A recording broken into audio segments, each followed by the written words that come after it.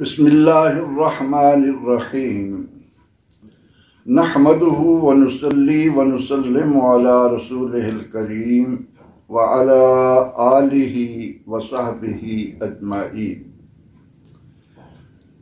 ناظرین و سامعین محترم، السلام علیکم ورحمۃ اللہ وبرکاتہ۔ آج کی گفتگو میں صرف اور صرف آپ کے سامنے ایک بات رکھنے کی کوشش کروں گا، اور وہ یہ ہے کہ ماہ ذی الحج میں ہر سال ہم جو عید قربان مناتے ہیں، اس کا پیغام کیا ہے۔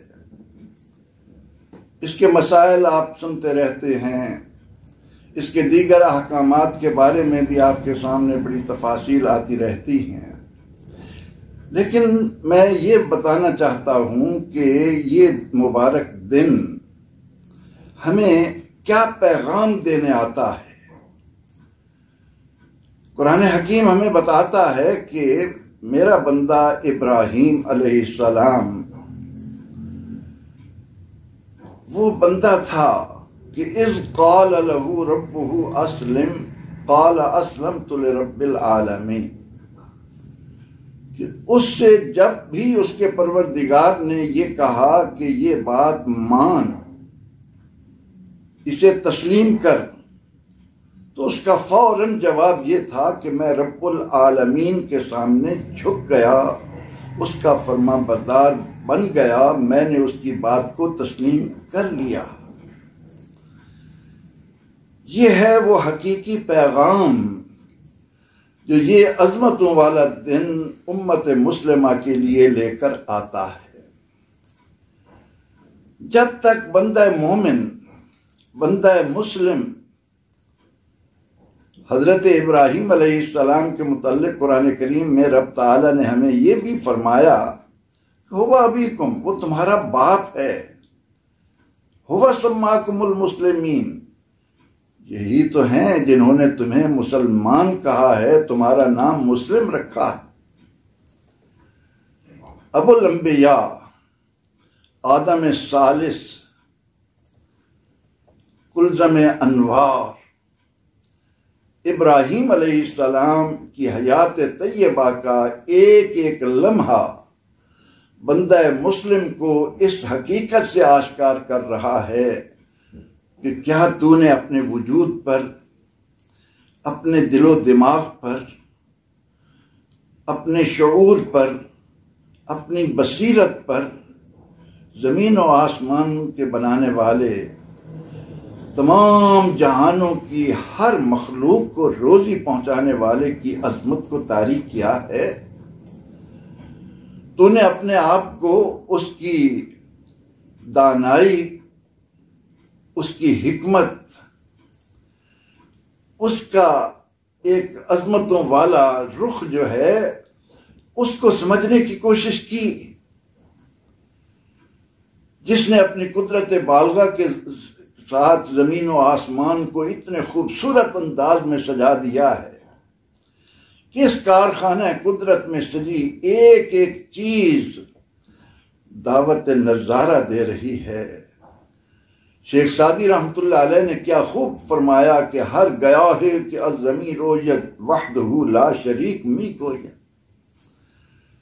کہ زمین سے گھاس کی پتی جو سر نکالتی ہے وہ بھی زبان حال سے اللہ کے وجود کی گواہی دے رہی ہوتی ہے۔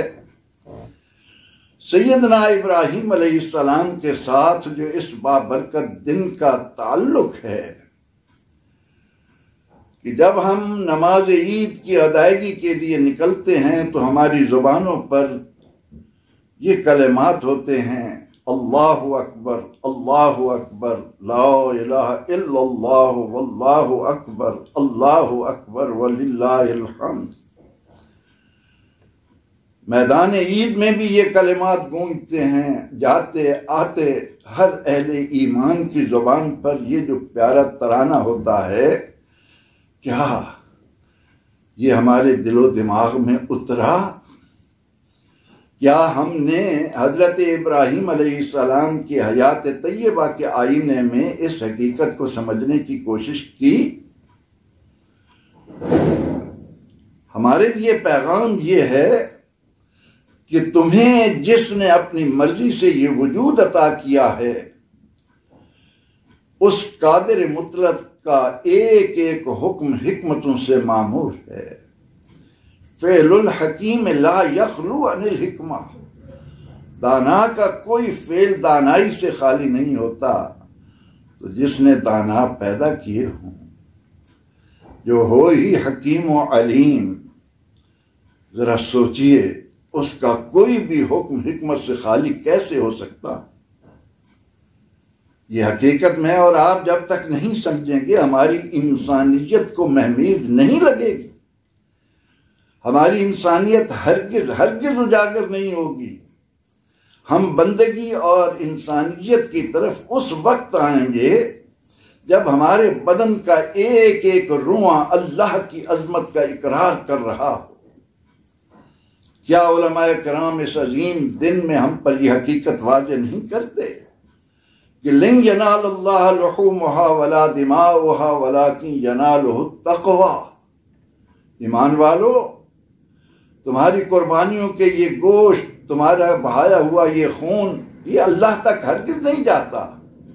اللہ تو تمہارے دلوں پر نگاہ ڈالتا ہے کہ تم نے اپنے آپ کو اس کی عظمت کے سامنے، وہ جو ہم سجدے میں پڑھ کر سبحان ربی الاعلیٰ کہہ رہے ہوتے ہیں، رکوع میں جاتے ہوئے سبحان ربی العظیم کا کلمہ آپ کی اپنی زبان سے کہہ رہے ہوتے ہیں، یہ جو ہماری زبانوں پر اللہ اکبر کا کلمہ آتا ہے، کیا عملاً ہم اس عظمت کو کوئی اہمیت دیتے ہیں؟ آج کا یہ مبارک اور عظمت والا دن یہی پیغام لایا ہے کہ اے بندہ مسلم، حضرت ابراہیم علیہ السلام کی حیات طیبہ پر نگاہ ڈال۔ یہ وہ بندہ تھا کہ ادھر اللہ کا حکم آیا، ادھر ان کی گردن جھک گئی۔ کسی بھی مرحلے پر، کسی بھی مقام پر ابراہیم علیہ السلام ہمیں یہ کہتے ہوئے سنائی نہیں دیتے کہ اے میرے پروردگار، یہ میں کیوں کروں؟ اس سے مجھے کیا ملے گا؟ اس میں تو نے کیا حکمتیں چھپا رکھی ہیں؟ یہ خیال آنا، یہ سوال کرنا، اس طرف دھیان کا چلا جانا ایمان کی بنیادوں کو کمزور کر کے رکھ دیتا ہے۔ اس کا مطلب یہ ہے کہ زمین و آسمانوں کا بنانے والا، انسان کو اپنی مرضی کی شکل و صورت دینے والا، معاذ اللہ کوئی ایسا حکم بھی دے سکتا ہے جو حکمت سے خالی ہو۔ آج ہم کہنے کو مسلمان ہیں، لیکن نماز کیوں پڑھیں؟ کیا ملے گا؟ زکوٰۃ کیوں دیں؟ اس سے کیا فوائد حاصل ہوں گے؟ روزے میں بھوکے پیاسے کیوں رہیں؟ اس کا کیا ثمر ہے؟ حج کے لیے جائیں جناب، 2 چادریں پہنے اور چلتے بھریں دیوانوں کی طرح؟ یہ جب سوال کسی مسلمان کے ذہن میں آتا ہے تو اس نے آج کے اس عظیم دن کے پیغام کو جاننے کی کوشش نہیں کی۔ سیدنا ابراہیم علیہ السلام، انہیں جب اللہ رب العزت حکم دیتا ہے کہ اس معصوم بچے اور اپنی بے گناہ بیوی کو لو اور جا کر محیط پہاڑوں کے دامن میں جہاں بے آب و گیا ایک صحرا ہے، دور دور تک آبادی کا نام و نشان نہیں، وہاں چھوڑ کر آ جاؤ۔ ابراہیم علیہ السلام جیسا باشعور انسان، جس نے دنیا میں قدم رکھتے ہی زبان پر جب کلمہ پہلا آیا تو وہ یہ تھا کہ اماں تیرا رب کون ہے؟ اس نے کہا تیرا باپ۔ فرمایا میرے باپ کا رب کون ہے؟ کہا نمرود۔ کہا نمرود کا رب کون ہے؟ ماں ڈر گئی، دہشت زدہ ہو گئی، ابراہیم اس سے آگے زبان نہیں کھولنی۔ اس بہت بڑے انسانی تاریخ کے دہشت گرد کی دہشت کا عالم یہ ہے کہ سر جھکانا پڑتا ہے، اس کو رب ماننا پڑتا ہے۔ لیکن ابراہیم علیہ السلام جو عقل و شعور کی اتنی دولت لے کر دنیا میں آ رہے تھے، ان کی نگاہ جب پہلی مرتبہ ستاروں پر پڑی، چمک رہے ہیں، یہ رب ہوں گے؟ جب پہلی مرتبہ چاند کو چمکتے دیکھا، کہا یہ رب ہوگا؟ جب سورج کو دیکھا تو کہا ہاذا ربی ہاذا اکبر، یہ رب ہے، بڑا رب ہے۔ لیکن جب دیکھا کہ یہ تو اپنی حالت پر قائم رہتے ہی نہیں، ان میں تغیر ہے، اور کل متغیر حادث، جس میں تغیر ہو وہ باقی نہیں رہتا، جو باقی نہیں ہے وہ رب کیسے بن گیا؟ اس شعور کے ساتھ اس دنیا میں قدم رکھ رہے ہیں۔ باپ آزر کو، پوری قوم کو جب بت گھری میں بتوں کی پوجا میں دیکھا تو آپ نے ان کی عقل پر، ان کے شعور پر بھی ماتم کیا۔ کیسے لوگ ہیں، اپنے ہاتھوں سے مورتیاں بنا کر ان کے سامنے ہاتھ جوڑ کر بیٹھے ہیں، ان سے مانگ رہے ہیں، ان کو نفع نقصان کا مالک سمجھ رہے ہیں۔ لم تعبد ما لا يسمع ولا يبصر ولا يغني عنك شيئا۔ وہ پتھر کا ایک بت جو اپنے طور پر حرکت نہیں کر سکتا، اپنے اوپر بیٹھی ہوئی مکھی کو نہیں ہٹا سکتا، جس کے قبضہ میں نفع و نقصان نہیں ہے، اس کے سامنے اشرف المخلوقات، جس کو ایک ایک نعمت اتنی گراں قدر ملی کہ زمین بھر کے خزانے بھی خرچ کیے جائیں تو یہ آنکھ کا نور نہیں ملتا، یہ کان کی سماعت نہیں ملتی، یہ ہاتھوں کا حرکت کرنا، پاؤں کا چلنا کتنی بڑی نعمت ہے۔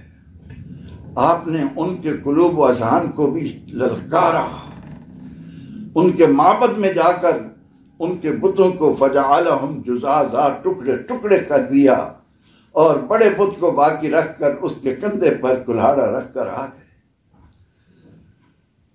جھنجھوڑ کر رکھ دیا۔ وہ جب شام کو آئے اور اپنے خداؤں کی یہ درگت بنی دیکھی، حیرت زدہ ہو گئے، کون ہو سکتا ہے، کس نے یہ جرت کی ہمارے خداؤں کو اس حال پر لانے کی؟ جب آپ کو ان کے سامنے لایا گیا تو آپ تو اسی موقع کی تلاش میں تھے۔ دوستو، غنیمت ہے وہ لمحہ جس میں ہمارا قلب و شعور متحرک ہو جائے، جس میں ہم تھوڑی دیر کے لیے اپنے اندر جھانکنے کے قابل ہو جائیں کہ میں ہوں کیا، میرا مبدا کیا ہے، میری انتہا کیا ہے۔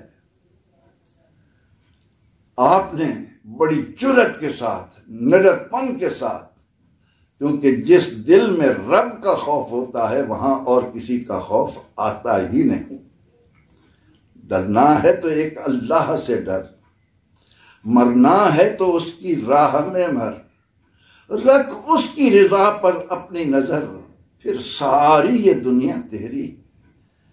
جس انسان کو اللہ نے زمین پر نائب بنایا ہو اور وہ اس کی مخلوق کے سامنے عاجز ہوا پھرے، اپنے آپ کو پریشانی مبتلا کرتا پھرے، تو کیا اس پر حیرت نہ ہوگی؟ ابراہیم علیہ السلام نے جب ان کے سامنے یہ بات رکھی کہ مجھ سے پوچھنے کی بجائے اپنے انہی معبودان باطلہ سے پوچھو کہ ان کی درگت کس نے بنائی ہے، انہیں ٹکڑے ٹکڑے کس نے کیا۔ اللہ کے نبی علیہ السلام نے فتح مکہ کے دن خانہ کعبہ کے اندر اور اس کے اوپر رکھے ہوئے 360 بتوں کو جب پاش پاش کر کے حضرت بلال رضی اللہ عنہ کو خانہ کعبے کی چھت پر کھڑا کر کے انسان کی عظمت کو قیامت تک آنے والے لوگوں پر اجاگر کیا تھا، تو چاہیے تو یہ تھا کہ ہم اس میں غور و فکر کرتے، مگر ایمان والو ہمارے پاس وقت ہی کہاں ہے۔ ہمیں تو رات دن اس بات سے فرصت ہی نہیں کہ ہم نے اولاد کے لیے کیا جمع کیا ہے، ان کے مستقبل کو کس طرح بہتر بنایا ہے۔ زبان سے کہتے ہیں لا الہ الا اللہ، اور عملاً یہ ہے کہ رات دن اسی فکر میں پڑے ہیں کہ جیسے سب کچھ ہمارے اختیار میں ہے۔ یاد رکھو، اگر پوری دنیا کے لوگ مل کر تمہیں کوئی نقصان پہنچانا چاہیں نہیں پہنچا سکتے، مگر اتنا جتنا اللہ نے تمہارے لیے مقدر کیا۔ اگر سارے لوگ مل کر تمہیں کوئی نفع پہنچانا چاہیں نہیں پہنچا سکتے، مگر اتنا جتنا اللہ نے تمہارے لیے مقدر کیا ہے۔ عید کا پیغام یہ ہے کہ ابراہیم علیہ السلام کو حکم ملا، بیوی اور بچے کو لیا اور جا کر جنگل میں چھوڑ دیا، محیط پہاڑوں کے درمیان چھوڑ دیا۔ اس وقت کا تو اندازہ لگانا ہی مشکل ہے کہ کس قدر چاروں طرف خوفناک قسم کے پہاڑ ہیں، اور ان کے درمیان جا کر ایک بے گناہ بیوی اور ایک معصوم شیرخوار بچہ اسے چھوڑا اور چل دی۔ جب سوال ہوا ہمیں کیوں چھوڑا جا رہا ہے، کہا میرے پیدا کرنے والے کا حکم ہے۔ شوہر بھی اللہ کو جانتا تھا، بیوی بھی اللہ کو جانتی تھی، وہ اس دن کی حقیقت سے آشنا تھے، وہ اس دن کے پیغام کو سمجھتے تھے۔ کہا کہ ٹھیک ہے، اس کا حکم ہے تو ہماری گردن چھپ گئی، جائیے۔ پھر حکم ہوتا ہے کہ ابراہیم اپنے اس 7 سالہ بیٹے کو، سن شعور کو بھی جو ابھی نہیں پہنچا، ہماری راہ میں اس کی گردن پر چھری چلا دو۔ تصور کیجئے حکم کتنا عظیم ہے۔ اولاد جیسی میٹھی چیز، پیاری چیز، دنیا کا سب سے شیریں پھل، اور وہ بھی بلا وجہ ذبح کر دیا جائے، انسان لرز کر رہ جاتا ہے۔ مگر جسے معلوم تھا کہ حکم کون دے رہا ہے، مصور دیکھنا میری تصویر یوں بنائی ہو، ادھر حکم خدا ہو ادھر گردن جھکائی ہو۔ جب تک یہ جذبہ نہیں پیدا کرو گے، لا الہ الا اللہ پڑھنا بے سود ہے۔ اذ قال له ربه اسلم قال اسلمت لرب العالمین۔ فوراً بیٹے کو لیا، چھری تیز کی اور بیٹے کو لٹا کر اس کی گردن پر چلا دی۔ بندے کا کام حکم ماننا ہے۔ اللہ جو سب سے بڑھ کر بندوں پر مہربان ہے، جس نے انسان کو اپنے دست قدرت سے بنا کر اس میں اپنی روح پھونکی ہے، کیا وہ بندے کو ضائع کر دے گا؟ اس کے حکم کے آگے سوچتے ہو کہ کیوں کریں، اس سے کیا ملے گا؟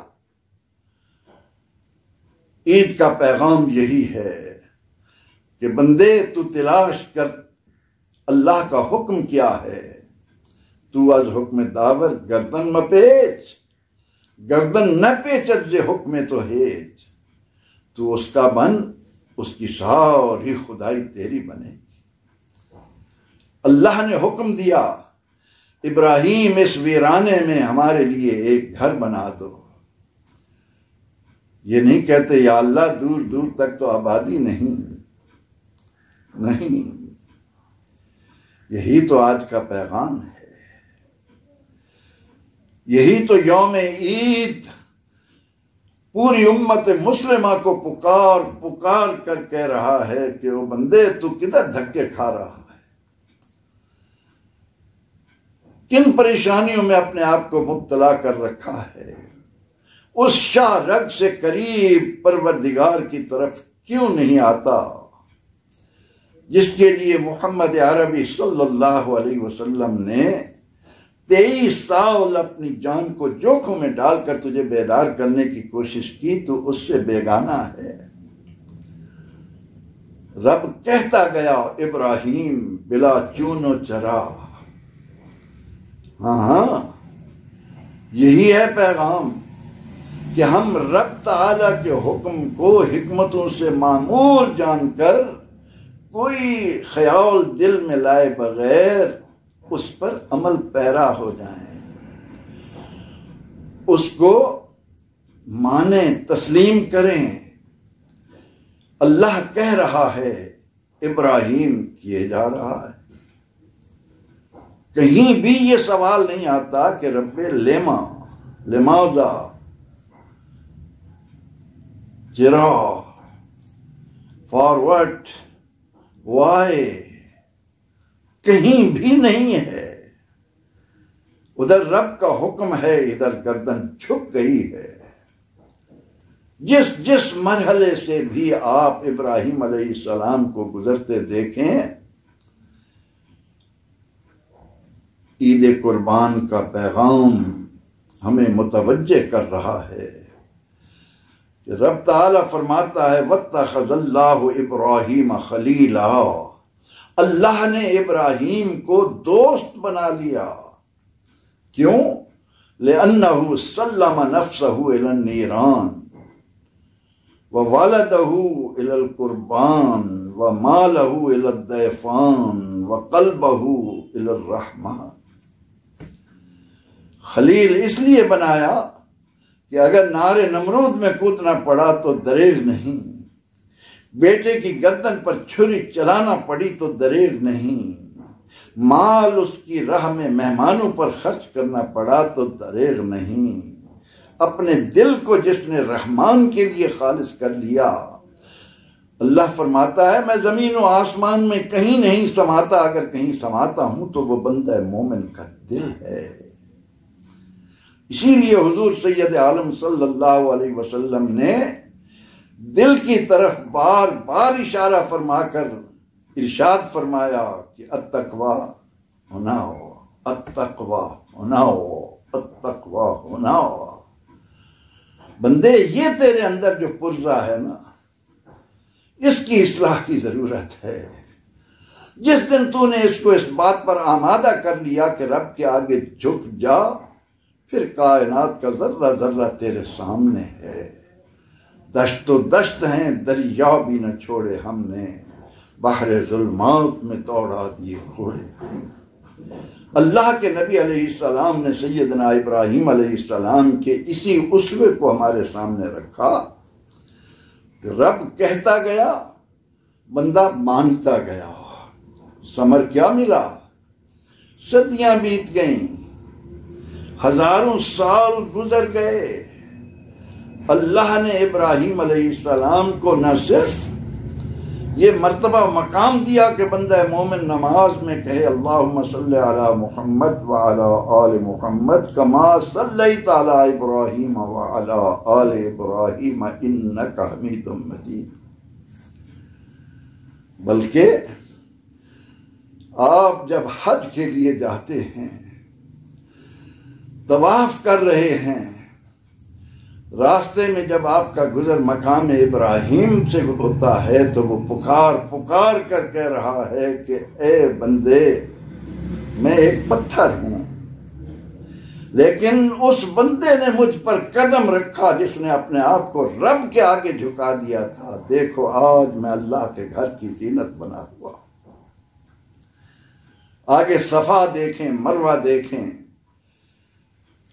آپ جمرہ پر جائیں، منا اور مزدلفہ کی طرف جائیں، خاک کے ذرے پکار پکار کر کہہ رہے ہیں کہ ہرگز نہ میرد آن کے دلش زندہ شد بعشق، ثبت است بر جرید عالم دوام ما۔ اللہ ہمیں اس پیغام کو سمجھنے کی توفیق عطا فرما، آمین۔ وآخر دعوانا ان الحمد للہ رب العالمین۔